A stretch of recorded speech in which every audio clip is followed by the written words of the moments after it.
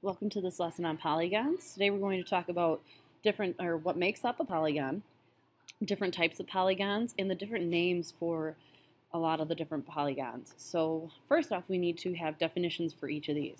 So a polygon is a closed plane figure formed by three or more line segments that do not intersect. So in this case, a polygon has to have three or more line segments. Okay, so they have to stop and not keep going, and they also have to not curve in order to still be line segments. Okay, so squares, triangles, all those typical shapes outside of circles are what we're talking about. A regular polygon is a polygon with all congruent sides and angles.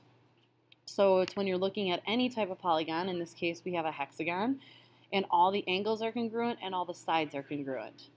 Right? If all the sides are congruent, that means all the angles have to be congruent and vice versa. So if you know one of them are all congruent, then all the others have to be as well.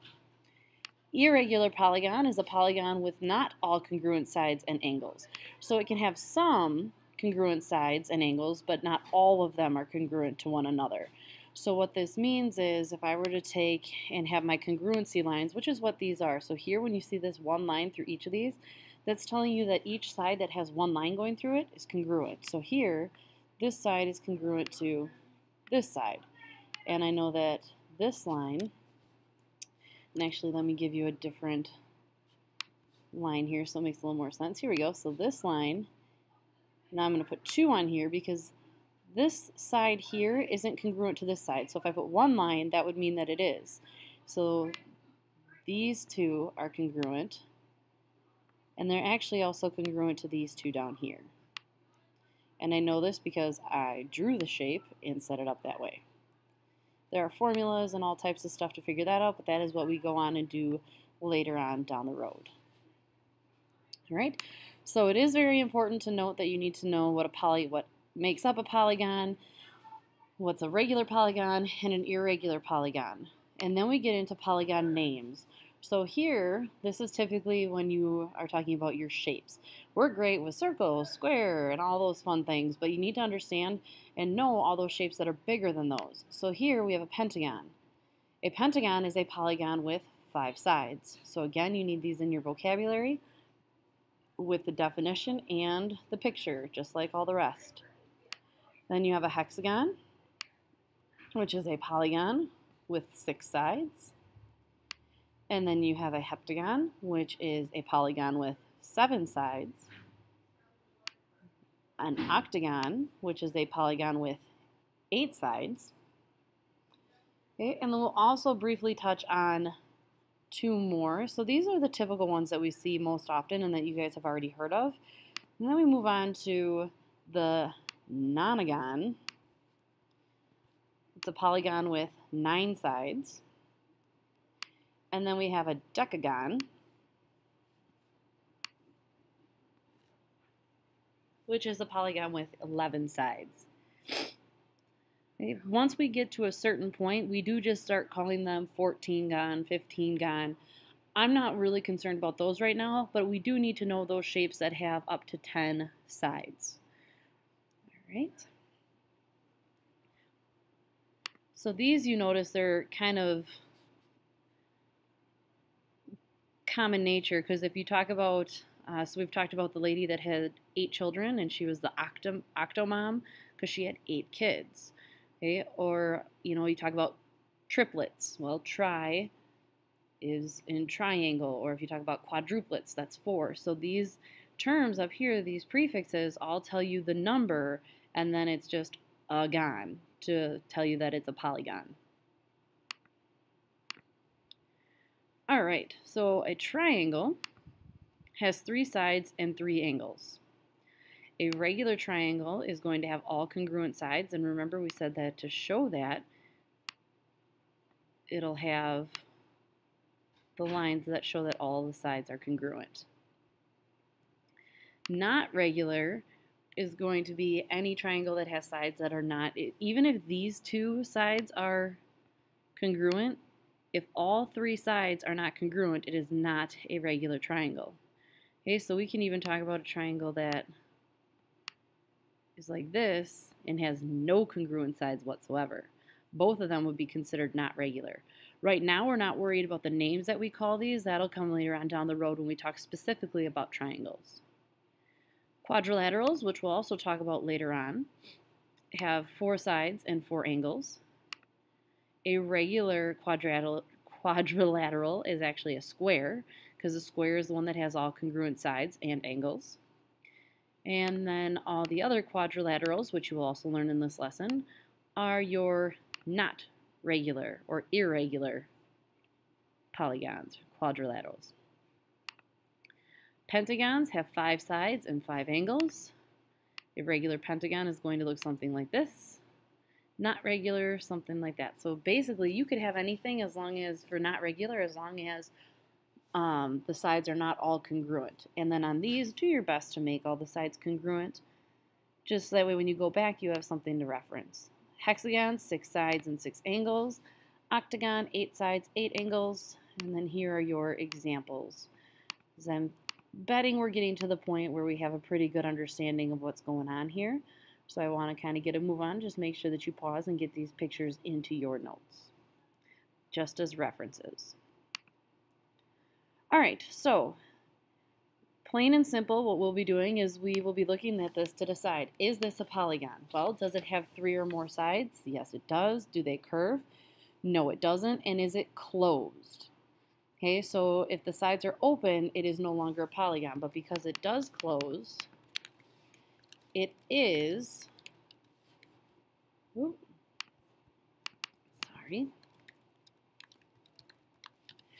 it is a polygon. Ooh, and maybe we should not type in white so you can actually see that. There we go, that's better. All right, so now how many sides and angles? Well, this has 1, 2, 3, 4, 5. So 5 sides and 5 angles. The number of sides is going to match your number of angles, just so you are aware. And then are all the sides congruent? Well, just by looking at it, it doesn't look like it, but to verify, it doesn't have any marks saying that they are congruent, so the answer will be no.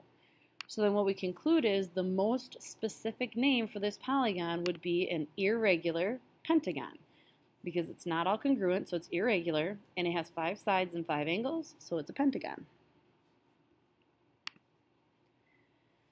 All right, so again, I want you to try this one on your own if you feel like you've got it, and come back and check your answer. Otherwise, we'll go through it together. Is it a polygon?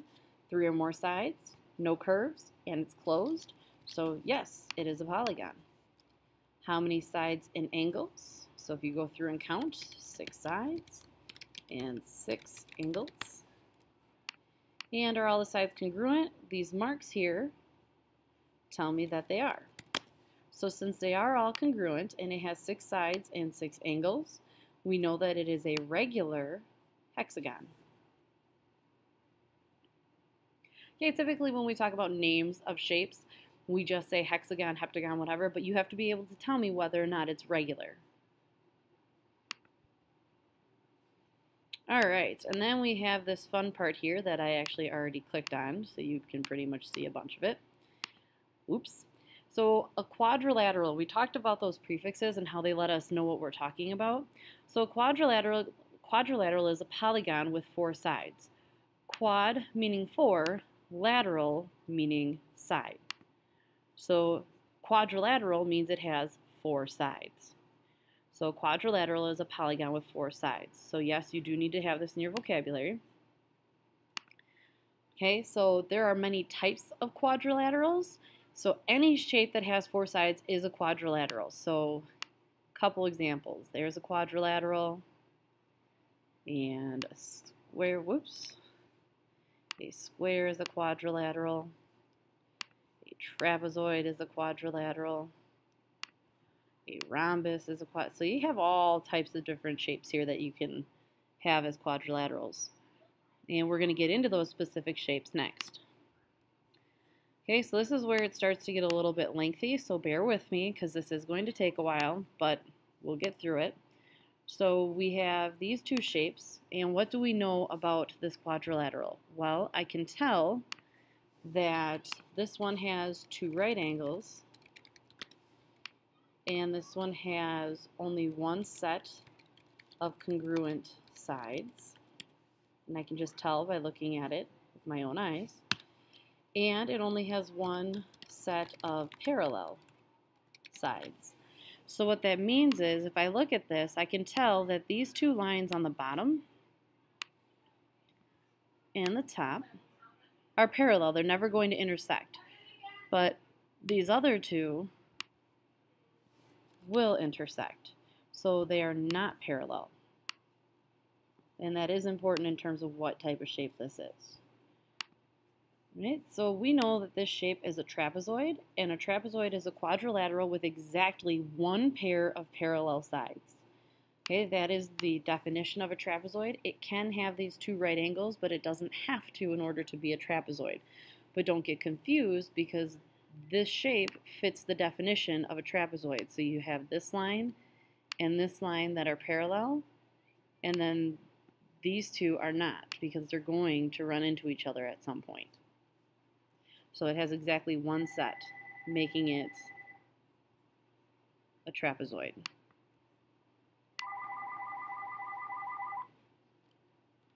Okay, and then the next one, so we have this quadrilateral, and what do we know about it? We know that it has two sets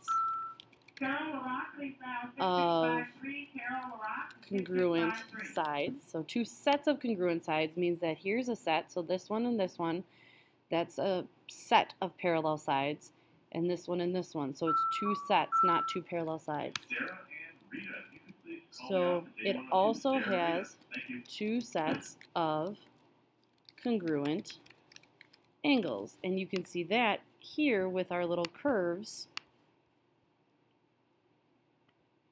in the corners. So this tells me this and this angle are congruent, and then these two angles are congruent. So there's two sets.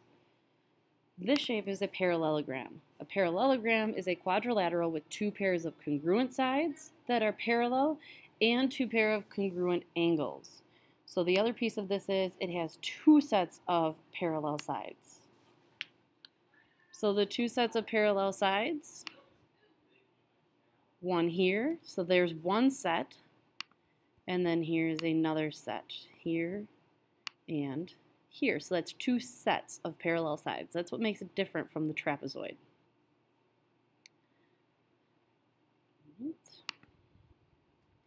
And then this quadrilateral, once again, we have the two sets of parallel sides. So we know that there are two sets of parallel sides.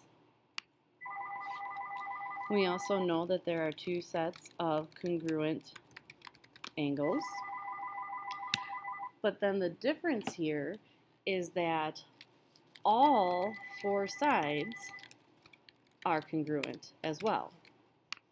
Since all four sides are congruent, that makes it a little different from the parallelogram, where the parallelogram had two sets of sides. So it wasn't that all the sides were equal to one another. It was top and bottom were equal to one another, left and right were equal to one another. All right, so this shape, and I will move that out of the way, this shape is a rhombus.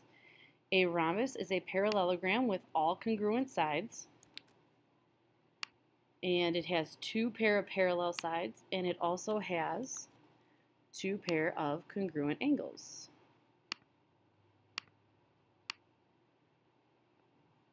I'll try to make this fit a little better for you. Okay, and then this quadrilateral, what do we know about this one? So in this one, again, we have two sets of parallel sides, and we have two sets of congruent sides. So two sets of parallel sides, two sets of congruent sides. We also have four right angles, and we can tell by the squares in the corner. Right. So this is what makes a rectangle a rectangle. A rectangle is a type of parallelogram and a type of quadrilateral with all right angles, and it has two pair of parallel sides and two pair of congruent angles. And then the beautiful square. So this is where kids get confused a lot because they look at a rectangle and say, oh, it's a square. It's like, yeah, well, does it actually have all four sides being congruent? If the answer is no, then it's not technically a square. So with the square, again, we have four congruent sides, four right angles, and two sets of parallel sides. Notice we're repeating some things a lot, and that's going to come into play when we actually talk about the names of the shapes in the different categories. So a square is a parallelogram with four right angles and four congruent sides.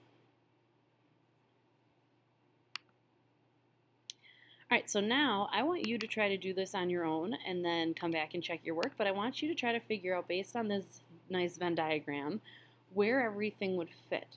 So remember that there's certain shapes that are parallelograms and are quadrilaterals and their own thing. So give it a shot and then come back and we'll talk about it.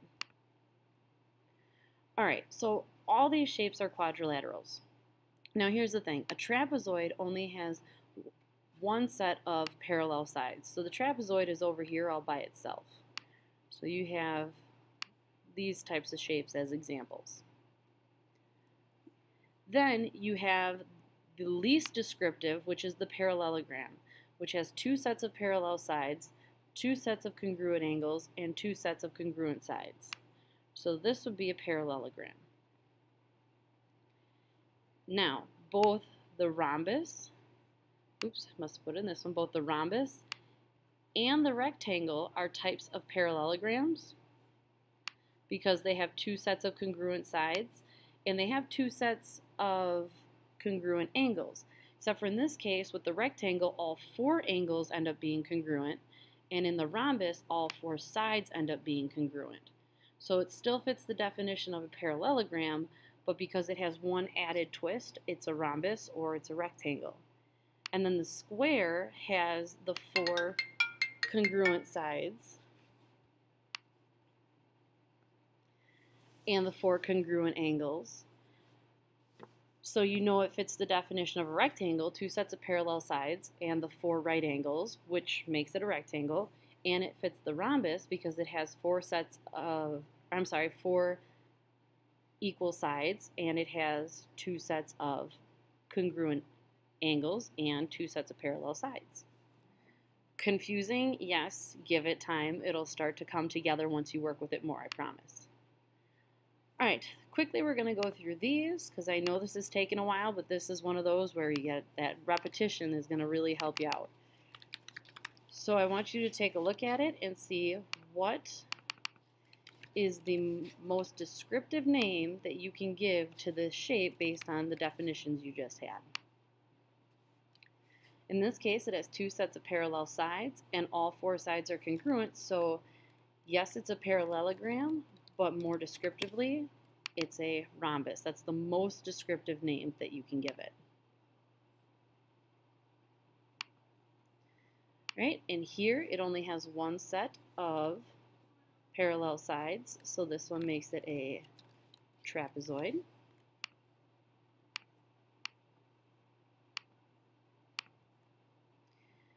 And then here, take a look. Okay, once again, we have two sets of parallel sides, four sides that are congruent. So yes, this could be a rectangle, yes, it could be a rhombus, yes, it could be a parallelogram, but most descriptively, it is a square. So if we're giving all the names, it is actually, let's start at the top, it is a quadrilateral, it is a parallelogram, it is a rectangle, and it does fit the definition of a rhombus, but most descriptively it is a square. Okay, and then complete the statement. A rhombus is also a what? So if you look at your Venn diagram, a rhombus is also a what? You should have come up with parallelogram and quadrilateral. You cannot say that a rhombus is also a square. Sometimes a rhombus is a square, but not always. So you can't say that a square is another name for a rhombus. But all rhombuses are parallelograms and quadrilaterals. So you can replace this with either of these. And like we said before, a square is also a quadrilateral because it has the 4 sides. It's a parallelogram by definition. It is a rectangle and a rhombus. So a square is always these 4 things. These 4 things are sometimes a square. All right, so the last part of your lesson, you're going to go over these questions and you are going to answer them as best you can. These are your you-try problems. We will be going over these in class and doing some activities with the names and the sides and all that stuff. So again, overwhelming, yes.